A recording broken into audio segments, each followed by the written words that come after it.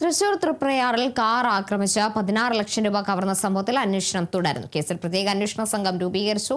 ഇരിങ്ങാലക്കുട ഡിവൈഎസ്പിയുടെ നേതൃത്വത്തിലുള്ള 10 അംഗ സംഘമാണ് അന്വേഷണം നടത്തുന്നത്. പ്രതികളെ തിരിച്ചറിഞ്ഞു. പാലക്കാട് വിളയൂരിലെ കോൺഗ്രസ് പഞ്ചായത്ത് അംഗം മുഹമ്മദ് റാഫി ഉൾപ്പെടെയുള്ള സംഘത്തെ ആക്രമിച്ച ശേഷമാണ് പണം കവർന്നത്. അതിനിടെ കവർച്ചാ സംഘം എത്തിയ ഇന്നോവ കാർ എടത്തുരുത്തി പൈനൂരിൽ ഉപേക്ഷിച്ച നിലയിൽ കണ്ടെത്തി. പാലക്കാട് വിളയൂരിലെ കോൺഗ്രസ് പഞ്ചായത്ത് അംഗം മുഹമ്മദ് റാഫി ഉൾപ്പെടെയുള്ളവരെയാണ് ആക്രമണത്തിന് ഇരയായത്. രൂപ ഡോളറാക്കി മാറ്റി നൽകാമെന്ന് പറഞ്ഞാണ് രഞ്ജിത്ത് എന്നയാളുടെ നേതൃത്വത്തിലുള്ള സംഘം ഇവരെ തൃപ്രയാറിലേക്ക് വിളിച്ചു വരുത്തിയത്. രഞ്ജിത്തിന്റെ വീട്ടിൽ വെച്ച് പണത്തിന് പകരം ഡോളർ കൈമാറാമെന്ന ഉറപ്പിൽ പഞ്ചായത്ത് മെമ്പർ അടക്കമുള്ളവരെ പ്രധാന പാതയിൽ നിന്നും ഇടറോഡിൽ എത്തിക്കുകയായിരുന്നു. വഴിയിൽ കാത്തു നിൽക്കുകയായിരുന്ന രഞ്ജിത്ത് ഇവരുടെ വാഹനത്തിൽ കയറി.